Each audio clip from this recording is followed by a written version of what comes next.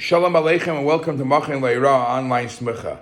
With Pesach coming up, and Pesach is one of those halachas that people are careful for the smallest amount, as the famous statement from the Arizal, that a nizar, one who's careful in the smallest amount of Chometz, muftach lo, is guaranteed that he won't sin all year. So people go above and beyond with everything to be careful on Pesach. I want to discuss one matter in the laws of Pesach that's brought in Shulchan Aruch and Siman Tuf Nun, but it comes up quite often, so let's make sure we're clear. And that is, many of us have cleaning help or have people, something breaks, and you have a carpenter or a electrician or anybody that comes in during Yom Tif, during Pesach, and they're non-Jewish. So what's the issue? The issue is that you're only responsible to get rid of your own Chometz. Any Jewish-owned Chometz has to be destroyed, gotten rid of before Pesach. But if these people who participate or come into your home for hired help or whatever, if they bring in their Chometz, is that an issue? So obviously, we won't transgress the prohibition of owning Chometz or seeing Chometz that doesn't belong to us. It doesn't say you got to lock yourself up and not go walk on the street and not see Chometz. Only your own Chometz is not allowed to be seen or owned. But somebody else's Chometz is not somebody else, meaning a gentile's Chometz, is not really a problem. However, there are other concerns that come up. So if you have a goy that comes to your house for whatever reason, and you're responsible to feed them, maybe you have to give them lunch or supper or whatever it is. So there is a din in Shulchan Aruch that says that you should prefer, in Siman Tuf Nun, Siv Gimel, the Alter Rebbe Shulchan Aruch says, it's preferably that you should not let him come in, him or her come in to your house with chametz, even though the chametz belongs to them, and there is no Baal Yura and Goyish chametz. But we are concerned about maris ha'ayin. Maris ha'ayin means the visual of the eye, what people might think. People might think that you're feeding your worker with chametz. In other words, if you're responsible to pay for his or her food, and suddenly they see that person walking around with a sandwich, that people might mistakenly think that you're feeding your goyish workers with sandwiches.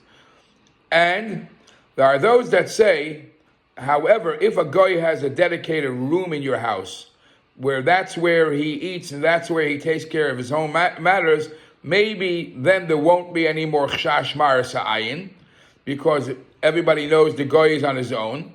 But you definitely have to warn the guy that when he comes out of that room and he's mingling in your house, that he has to clean wash his hands, rinse his hands, clean his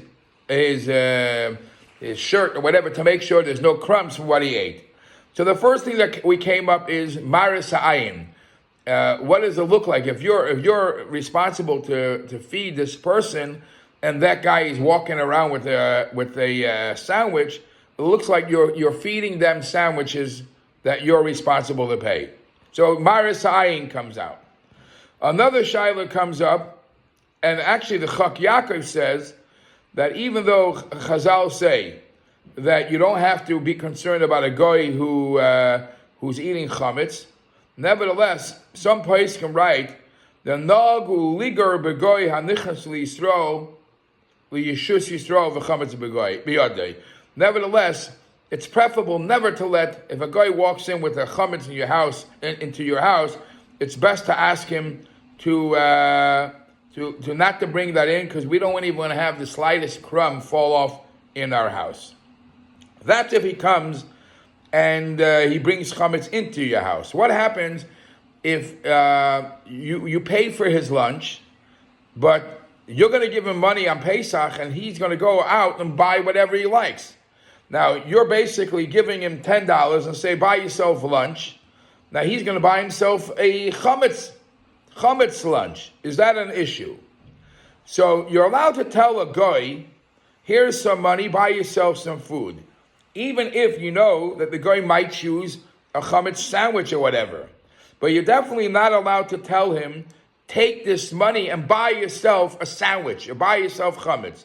Because when you directly say buy yourself chametz, you're giving him money to do that. And you're not allowed to, even that way, it's not allowed to be done. If a guy asks for money for lunch, and he says, and I just said, you're not allowed to say, go buy yourself a sandwich.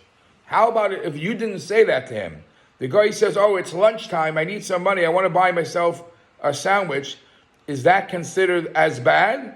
That's a discussion. Best would be if the Yid just gives him money, he says, buy yourself whatever you want. But don't give him direct instructions connected to chametz. Now, another thing we find, that a Yid is not allowed to buy chametz, even if he's giving it to a goy. And even if he's using goyish money, the goy is giving him money, buy me some chametz, I'm hungry, could you buy me a sandwich? You're not allowed to do that. Why can't a goy give a Yid money to buy for the goy chametz? So there are a few reasons. First of all, we're always afraid that once you're holding a piece of chametz in your hand, there's always the concern maybe you'll nibble away, God forbid, and I'll eat some of that. So stay away from holding chametz. Number two, because at the moment you bought that chametz, even though you bought it for somebody else, but you want that chametz, you need that chametz because you are on a mission to do something. A Yid is not allowed to have any chametz that he wants the existence of it. And number three, even though that the concept of shlichus, the concept of making a messenger, does not apply. A goy cannot make a Jew a messenger, or a Yid can't make a goy a messenger, a shliach. So because there is no shlichus, even though he gave you money and he says, buy me a sandwich, you think you're doing it on his behalf. And a goy has no problem with chametz, but there is no shlichus by a goy. Since there's no shlichus, you're ending up doing it for yourself, and God forbid that is a real problem of Bal Yirah.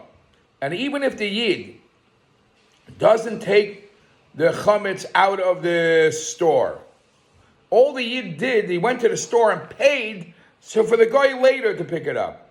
That's also not allowed, because halachically, there are some opinions that hold that a Yid could buy objects from a guy just by the kinyan of kesef. So by him paying for it, he was just acquired chametz on Pesach, which is a bad situation. There is a machlokes poskim. If you're allowed to give, and until now we're talking about you're doing this on Pesach.